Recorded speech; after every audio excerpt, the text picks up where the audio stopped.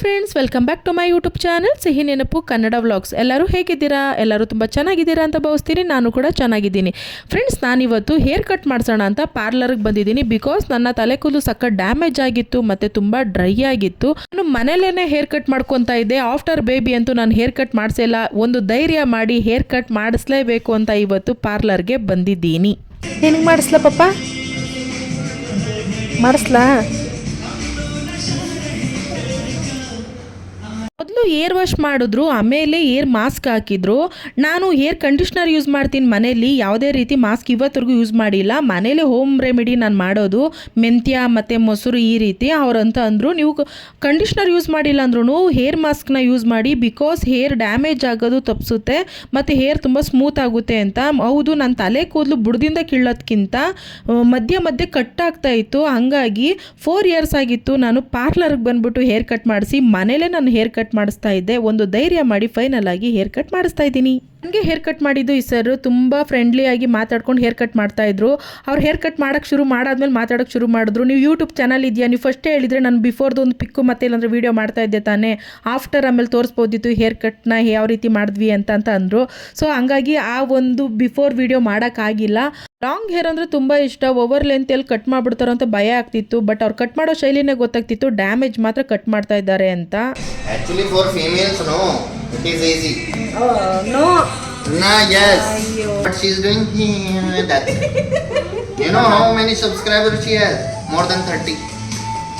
And yes, and 2 months I'm doing it, I have only 16. लड़कियों को जल्दी मिलता है भाई.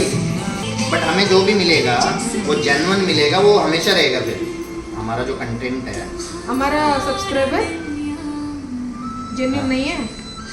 लेडीज का सब्सक्राइबर हाँ जेन्युइन है. नहीं ये नई लड़कियां क्या दिखाएंगी? बस that's it. वो चलता है क्या वो? ಈ ಸರ್ ಬಂದು ಫನ್ನಿಯಾಗಿ ಮಾತಾಡೋದ್ರ ಜೊತೆಗೆ ಹೇರ್ನ ಯಾವ ರೀತಿ ಕೇರ್ ಮಾಡಬೇಕು ಮತ್ತು ಮೇನಾಗಿ ಯಾವ ಮಾಸ್ಕ್ನ ಯೂಸ್ ಮಾಡಬೇಕು ಅಂತ ಹೇಳಿದ್ದಾರೆ. ನಾನು ನಿಮಗೆ ನೆಕ್ಸ್ಟ್ ವ್ಲಾಗಲ್ಲಿ ಯಾವ ಮಾಸ್ಕ್ ಅಂತ ಹೇಳ್ತೀನಿ. अभी मेरे से पूछो मेरा एजुकेशन कितना है? पता नहीं 10th.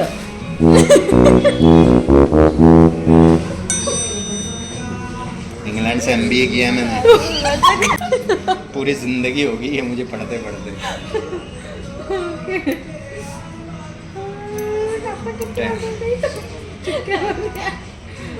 और कॉमन सेंस है ना आपका. फॉरेन में आप काम करते हो 10th होता है क्या? चुपके ना कवर नहीं करने का. ಇಯರ್ಲಿ ಒನ್ಸು ಇಲ್ಲಾಂದರೆ 6 ಮಂತ್ಸ್ ಒನ್ಸು ಬಂದು ಈ ರೀತಿ ಹೇರ್ನ ಟ್ರಿಮ್ ಮಾಡಿಸೋದ್ರಿಂದ ಹೇರ್ ಗ್ರೋತ್ಗೆ ಹೆಲ್ಪ್ ಆಗುತ್ತೆ. ಡ್ಯಾಮೇಜ್ ಯಾವುದೇ ರೀತಿ ಇರಲ್ಲ. ಇಲ್ಲಾಂದರೆ ತಲೆ ಕೂದಲು ಬೆಳೆದೆ ಹಾಗೇನೇ ಕಟ್ ಆಗುತ್ತೆ ಅಂತ ಸರ್ ಟಿಪ್ಸ್ ಕೊಡ್ತಾಯಿದ್ರು. ಮತ್ತು ಒಂದು ಒಳ್ಳೆ ಮಾಸ್ಕ್ ಹೇಳಿದ್ದಾರೆ. ನಾನು ಯೂಸ್ ಮಾಡಾದ್ಮೇಲೆ ನಿಮಗೆ ರಿವ್ಯೂ ವಿಡಿಯೋ ಹಾಕ್ತೀನಿ, ಮಿಸ್ ಮಾಡಿದೆ. ಕ್ಲೀನಪ್ ಮಾಡ್ತಿದ್ದೆ. ಕ್ಲೀನಪ್ ಎಂತ ಆಗುದಿಲ್ಲ, ಅದೇನಾಗ್ಬಿಟ್ಟಿತ್ತು, ಸಣ್ಣ ಸಣ್ಣ ಗುಳ್ಳೆ ಬಂದ್ಬಿಟ್ಟಿತ್ತು. ಜಸ್ಟ್ ಕ್ಲೀನಪ್ ಆಗ್ತೇನೆ ಅಂದ್ರೆ ಹೌದಾ? ಸೂಟ್ ಆಗಿಲ್ಲ ಅನ್ಸುತ್ತೆ ಮೋಸ್ಟ್ಲಿ ಅದು ಕ್ರೀಮ್ ಎಲ್ಲ. ಆ ಕ್ಲೀನಪ್ ಈ ಥರ ಆಗಬಾರ್ದು.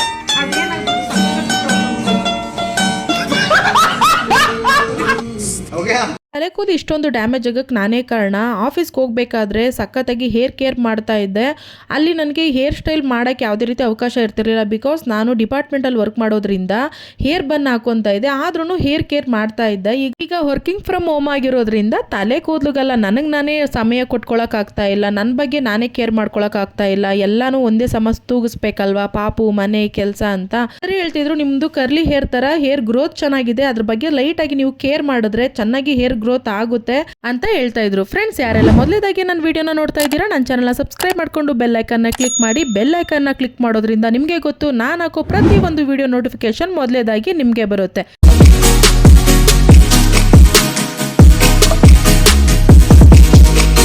ಫ್ರೆಂಡ್ಸ್, ಸ್ಕಿನ್ ಕೇರ್ ಬಗ್ಗೆ ಮತ್ತು ಫೇಸ್ ವಾಶ್ ಬಗ್ಗೆ ಎಷ್ಟೊಂದು ಜನ ನನಗೆ ಕಮೆಂಟ್ ಹಾಕಿ ಕ್ವಶನ್ ಮಾಡ್ತಾ ಇದ್ದೀರಾ. ಸೊ ನಿಮ್ಮೆಲ್ಲರಿಗೂ ನಾನು ಇನ್ನೊಂದು ವ್ಲಾಗಲ್ಲಿ ನಿಮಗೋಸ್ಕರ ಅಂತಲೇ ಯಾವ ರೀತಿ ಸ್ಕಿನ್ನ ಕೇರ್ ಮಾಡಬೇಕು ಅಂತ ನಾನು ನಿಮಗೆ ತಿಳಿಸ್ಕೊಡ್ತೀನಿ.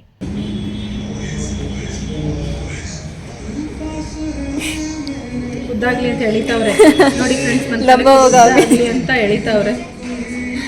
ತುಂಡ ಇದೆ, ಉದ್ದಾಗ್ಲಿ ಅಂತ. ಫೈನಲ್ ಲುಕ್ ಅಂತೂ ನನಗೆ ತುಂಬಾ ಇಷ್ಟ ಆಗೋಯ್ತು. PUC ನೆನಪಾಗೋಯ್ತು. ನಮ್ಮಮ್ಮ ನನಗೆ 10th ಮುಗ್ದಾದ್ಮೇಲೆ ಹೇರ್ ತುಂಬ ಲೆಂತ್ ಇತ್ತು ಅಂದ್ಬಿಟ್ಟು ಸ್ಟೆಪ್ ಕಟ್ಟಿಂಗ್ ಅಂತ ಮಾಡಿಸಿದ್ರು. ಫುಲ್ ಬೌನ್ಸಿ ಆಗಿತ್ತು. ನನಗೆ ನಿಜವಾಗ್ಲೂ ಅದೇ ನೆನಪಾಯಿತು. ಅಷ್ಟು ಚೆನ್ನಾಗಿ ಅವ್ರು ಕಟ್ ಮಾಡಿಕೊಟ್ರು. ನನಗಂತೂ ತುಂಬ ಖುಷಿ ಆಯಿತು. ಸೊ ಹೇರ್ ಕಟ್ ಜೊತೆಗೆ ಹೇರ್ ಟಿಪ್ಸ್ಗಳು ಸರ್ ಕೆಲವೊಂದು ಕೊಟ್ಟರು. ಯಾವ ರೀತಿ ಹೇರ್ ಕೇರ್ ಮಾಡಿದ್ರೆ ಹೇರ್ ಗ್ರೋತ್ ಆಗುತ್ತೆ ಅಂತ ಹೇಳಿದ್ದಾರೆ. ಅದನ್ನ ನಾನು ನಿಮಗೆ ಇನ್ನೊಂದು ವ್ಲಾಗಲ್ಲಿ ಹೇಳ್ತೀನಿ. ನೋಡು ನೋಡು ಹಾಂ ಹೌದಾ, ಬಿಫೋರ್ ಹೇಗಿತ್ತು ಅಂತ ವಿಡಿಯೋ ಮಾಡಬೇಕಾಗಿತ್ತು. ಆ್ಯಕ್ಚುಲಿ ಬಂದು ಮಾಡಲಿಲ್ಲ, ಆಫ್ಟರ್ ಮಾಡಿದ್ದೀನಿ. Finally my hair style.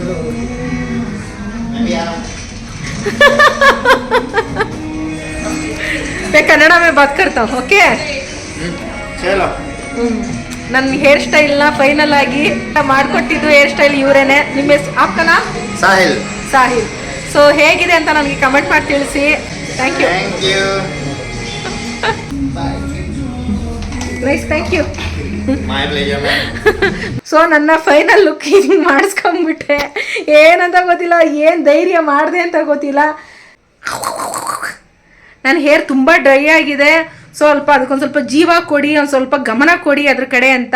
So hair pack is most important hair ಹೆಲ್ತ್ಗೆ ಅಂತ ಹೇಳಿದ್ರು. ಸೊ ನಾನು ಒಂದು ಒಳ್ಳೆ ಕಂಪನಿದು ಹೇರ್ ಪ್ಯಾಕ್ನ ನೋಡಿಬಿಟ್ಟು ನಾನು ತಗೊಂಡು ಯೂಸ್ ಮಾಡಬೇಕು ಅಂತ ಇದ್ದೀನಿ. ಅದಾದಮೇಲೆ ಅದನ್ನ ಯೂಸ್ ಮಾಡಾದ್ಮೇಲೆ ನನಗೆ ನನ್ನ ಹೇರ್ಗೆ ಯಾವ ರೀತಿ ಅದು ಕೆಲಸ ಮಾಡ್ತು ಅಂತ ನೋಡಿಬಿಟ್ಟು ನಾನು ಒಂದು ಒಳ್ಳೆ ಹೇರ್ ಪ್ಯಾಕ್ನ ಯೂಸ್ ಮಾಡಾದ್ಮೇಲೆ ನಿಮ್ಗೆ ನಾನು ಇನ್ನೊಂದು ವ್ಲಾಗಲ್ಲಿ ಹೇಳ್ತೀನಿ. ಸೊ ಫೈನಲ್ ಆಗಿ ನನ್ನ ನ್ಯೂ ಹೇರ್ ಸ್ಟೈಲ್ ಹೀಗಿದೆ. ಹೋಗಿ ಬರೋಷ್ಟರಲ್ಲಿ ಫುಲ್ಲು ಕತ್ಲಾಗಿ ಹೋಗ್ಬಿಡ್ತು. ಓಕೆ ಫ್ರೆಂಡ್ಸ್, ಇದು ಇವತ್ತಿನ ವ್ಲಾಗ್ ಆಗಿರುತ್ತೆ. ಯಾರೆಲ್ಲ ಮೊದಲೇದಾಗಿ ನನ್ನ ವಿಡಿಯೋ ನೋಡ್ತಾ ಇದ್ದೀರಾ, ನನ್ನ ಚಾನಲ್ನ ಸಬ್ಸ್ಕ್ರೈಬ್ ಮಾಡಿಕೊಂಡು ಬೆಲ್ ಐಕನ್ನ ಕ್ಲಿಕ್ ಮಾಡಿ, ಹಾಗೆ ವಿಡಿಯೋಗೆ ಒಂದು ಪಟ ಅಂತ ಲೈಕ್ ಮಾಡಿ. Thank you for watching. Bye, love you all.